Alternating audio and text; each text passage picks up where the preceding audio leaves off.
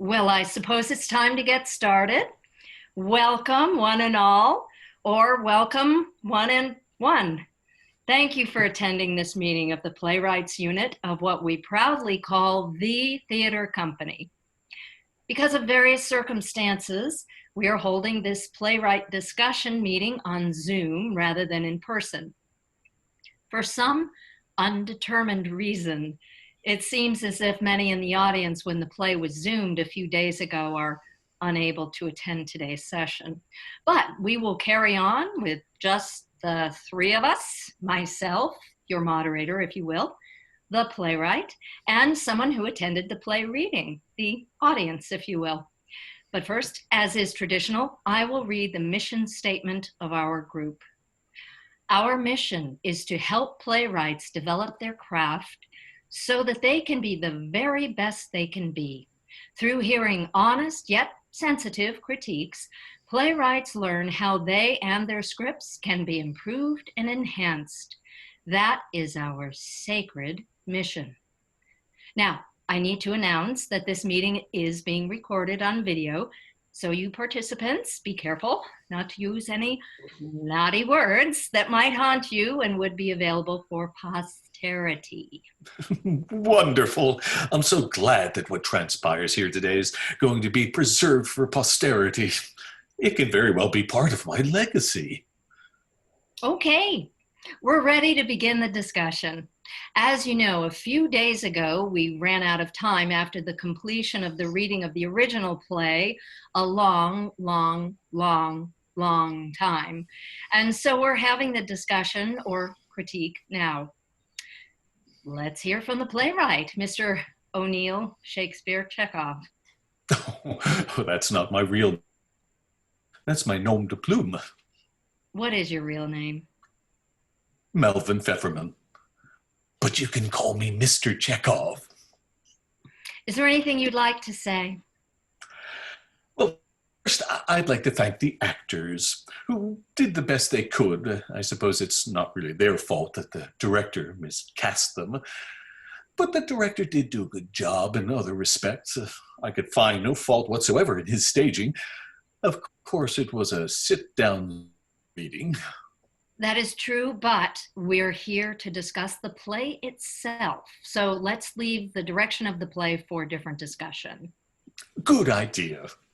Anyone else you'd like to thank? Well, certainly. I'd like to thank all of those who heard my play read, and I'm terribly anxious to learn what you all have to say. Your comments are important, good or bad, so I can know how to improve this sucker of a play. Maybe get rid of any cliches, if in the unlikely event there are any. But I don't want any cream puffs, just the skinny. I'm on the hot seat here, guys. The center of attention, the star of this little moment in time. But I have a tough hide, so don't be afraid to sling those arrows. Great. Now, let's start with what the audience liked about the play. Anyone? I liked when it ended. Me too. Quite a surprise ending there, eh? Oh yes, it was a surprise. I thought it would go on forever. You wanted to hear even more, if I hear you right. But even the best of experiences must come to an end sometime. Alas. No, I meant it went on for 3.5 hours. The title is wonderfully appropriate to the play. Well, coming up with just the right title is a skill in itself. Yes. A long time. 3.5 hours. Without an intermission. Well, thanks for commending on the title, though, although I thought it might have been just a little long myself. Oh, it's terrific from my vantage point that the able to grasp and hold your attention to the point where even you were alert enough to recognize the running time. And I'm sure that you would even admit that an intermission would have completely destroyed the mood. It definitely put me in the mood of anger. Exactly. Wow. Oh, but isn't that what the theater is all about, after all? Generating emotion in an audience. Anger, joy, hope, pathos, whatever. I'm pleased to know that it made you angry, although I wish you were a little stronger, to the point where you were absolutely furious. Anyway, at least you were mad. It's important for a writer to know that his work affects people. Now, maybe you'll be inspired to find a meaning to express your anger. I'm afraid of what I might do if I expressed my anger. Don't be afraid of life. Your anger, use it to change the world. Don Quixote and all that. Any other comments about the play?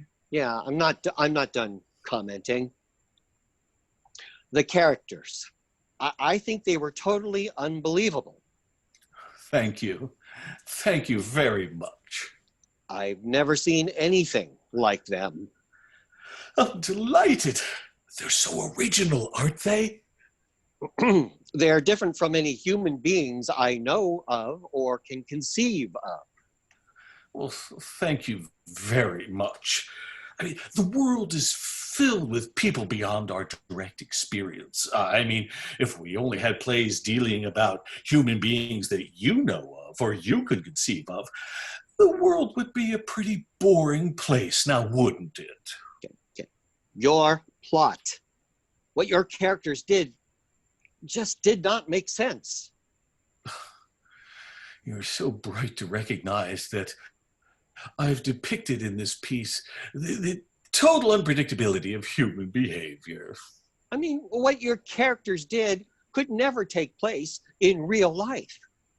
I'm so pleased when others appreciate my creation of an alternate reality. Amazing.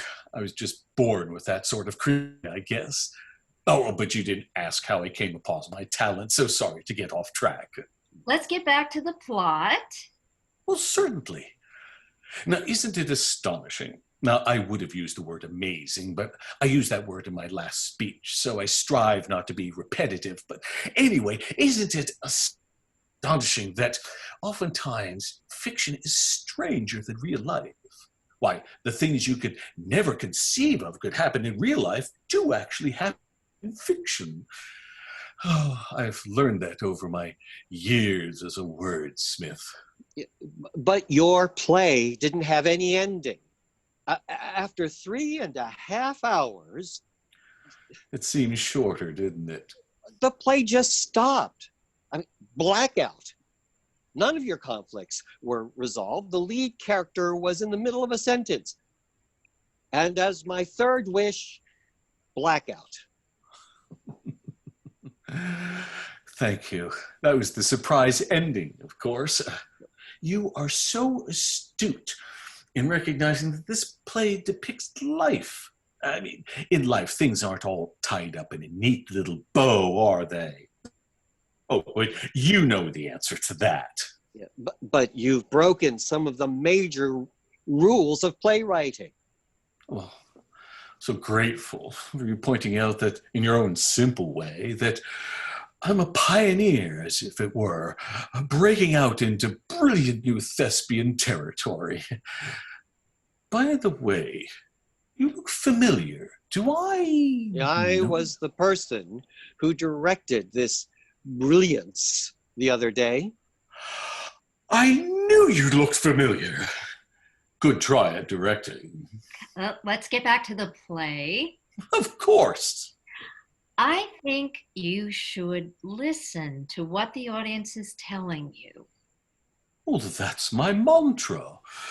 You see, there's a triad in the theater of the playwright and the actors and the audience. What about the director? Oh, the director does contribute, I suppose, but not as much as the others in the triad. After all, if there were no directors, the actors could still deliver the lines the playwright designated, and they could flit about on the stage here and there, as people do. Some people are so self-important. Directors. Are you saying that the director can be completely eliminated? Sure. Of course, we all recognize that the most important of the three of the triad is the playwright. After all, that's where it all begins. If there wasn't for the playwright, the actors wouldn't have anything to say, and then there'd be no need for an audience. But if it wasn't for the audience, there would be no one to see and hear a play, and there would be little reason for the playwright to exist. Oh, I see what you mean. The sound in the forest and no one listening sort of thing. Well, but please be aware that I do appreciate a good audience. I know how an important audience is, don't you?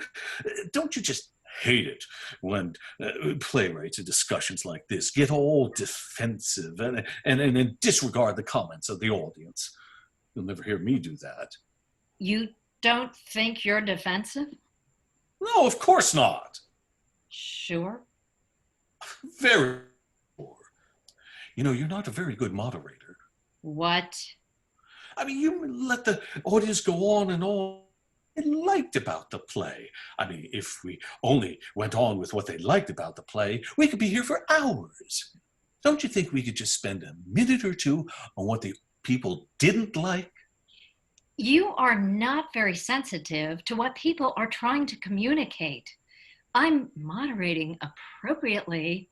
I'm a good moderator. Oh, there. Let's not get defensive. You are the most dense playwright I've ever been associated with. I agree. I do have the ability to explore the most complex ideas. No, I'm referring to the fact that your thick brain makes you completely unable to accept criticism. Untrue. I love constructive criticism. That's why I'm so pleased about the comment today. The critiques show I am on the right track. You're completely on the wrong track. You write the worst plays. Haven't you been listening? You are the worst moderator. Ugh, I hate you. Well, I hate you more than you hate me. My hate is stronger than your hate. Oh, no. I'm more capable of emotion than you are. So my hate is far more potent than yours. Is not. Is too. Is not. Is too. Your mama.